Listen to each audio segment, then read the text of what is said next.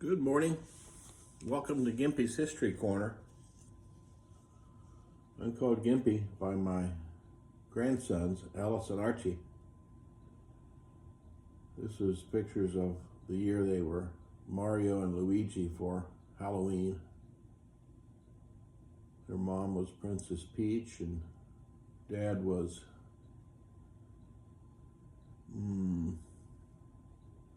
something Luigi, I can't remember. Mom and Dad like to dress up for Halloween as well.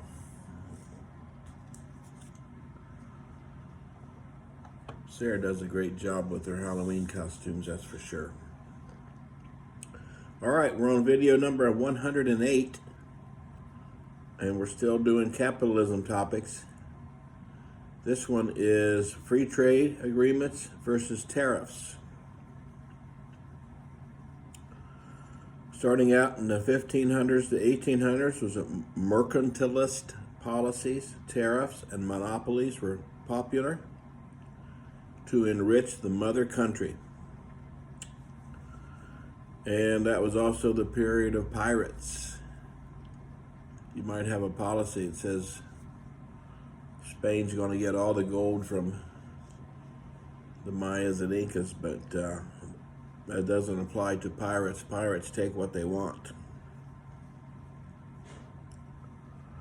And also smugglers are just another form of pirates. You have a policy that you have to pay when you bring something ashore. They just sneak it in somewhere else and don't pay the tariff. That's called a smuggling. 19th century, rise of liberal trade deals. England led the push with the repeal of the Corn Laws in 1846 and the promotion of open markets. Bilateral treaties, the Cobden-Chevalier Treaty of 1860 between Britain and France reduced tariffs.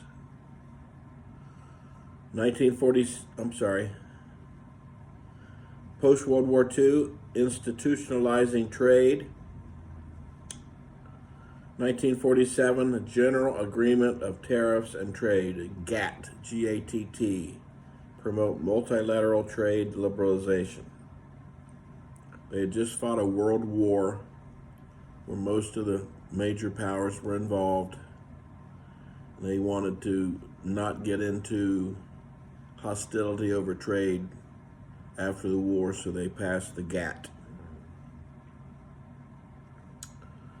So after World War II was pretty open trade, but then something came along in the 80s and 90s called NAFTA.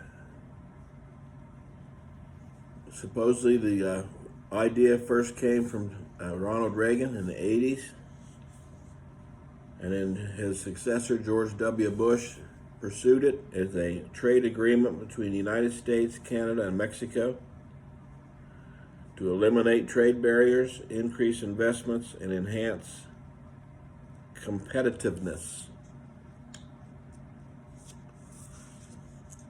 NAFTA, it was called. And it was actually signed by President Clinton, who's a Democrat.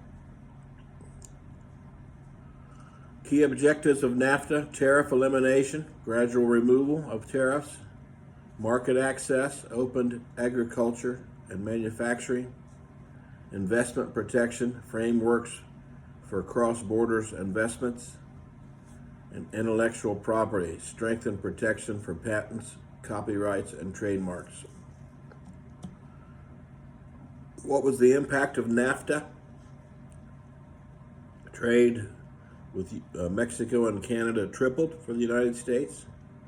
It boosted our agricultural and service industries, but manufacturing job lost in the Rust Belt. 700,000 jobs were lost. It went to Mexico or Canada. And wages stagnated for those jobs that stayed behind, the blue-collar jobs, and union membership declined. So it was started by Reagan, the idea, pushed further by his former vice president, George H.W. Bush, and then a guy named Ross Perot ran against Bush and Clinton for president.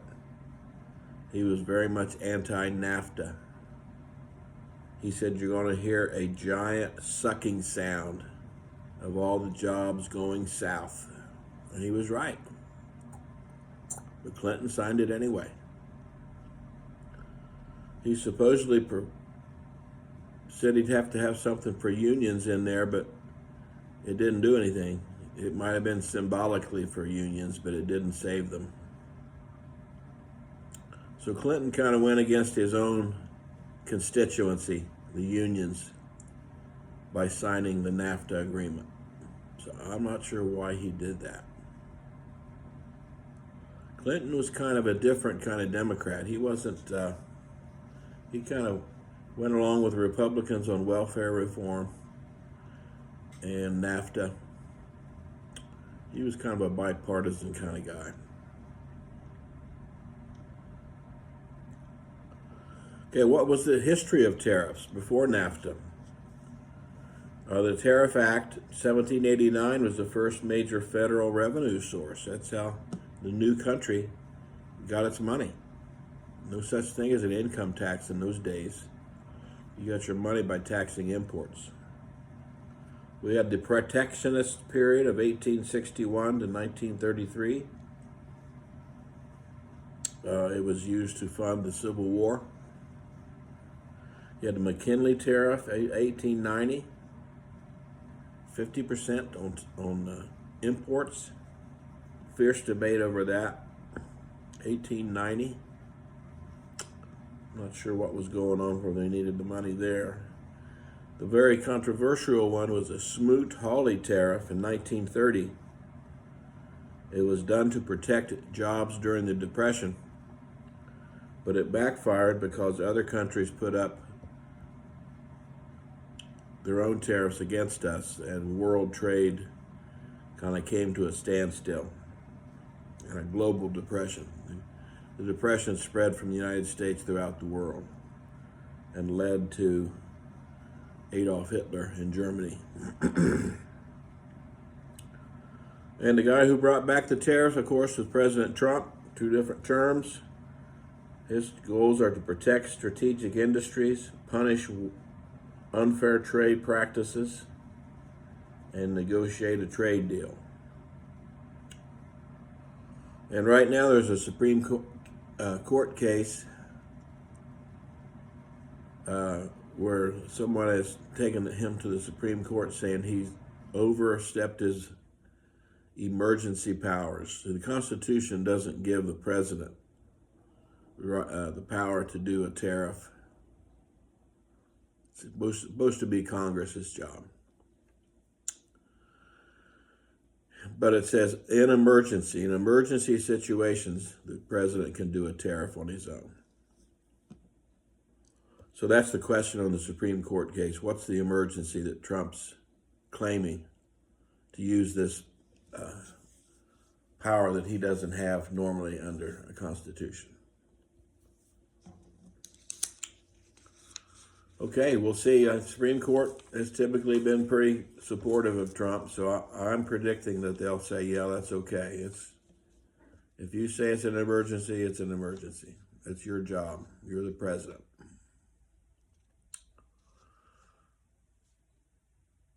Okay. Some of the reasons, though, however, that he inflicts a tariff are seemingly petty. They're not emergency. He got mad at Canada over some commercial about Reagan and increased the tariff. What's the emergency of a TV commercial?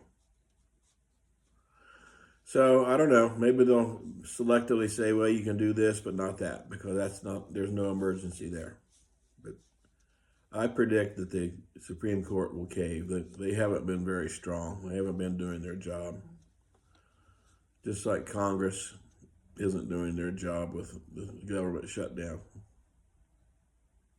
longest shutdown in history, and they don't seem to have any interest in going back to work. Well, it's pretty sad. Okay, so that's what I have on tariffs. NAFTA is the biggest one. Ross Perot said it'd be a giant sucking sound going south, and that's what happened. So union membership dropped tremendously. 700,000 jobs lost because of NAFTA. So tariffs are the opposite of NAFTA. NAFTA is open borders for trade. Trump put tariffs on to close it off and say, you can trade, but you got to pay. You got to pay to trade. And he wants to take the money he's gotten from tariffs and give it to another country. I don't know what his interest in that South American country is. He just wants to give money to them. I don't understand that. Especially when you have people homeless and hungry here in the United States. Maybe that'll go to the Supreme Court too. Who knows? Seems to be a highly questionable changes in our Constitution going on right now. And we'll see if the Supreme Court cares. Okay, well, it's Monday morning. NFL was yesterday, had some upsets. The Colts won. Dolphins won, beat Buffalo. What? I don't know. Crazy things. NFL doesn't seem to be any great teams. Bengals had the weekend off, so they didn't lose at least. And today's my day to give blood. So go down and stick a needle in my arm and take platelets out. Okay, have a great day. Thank you.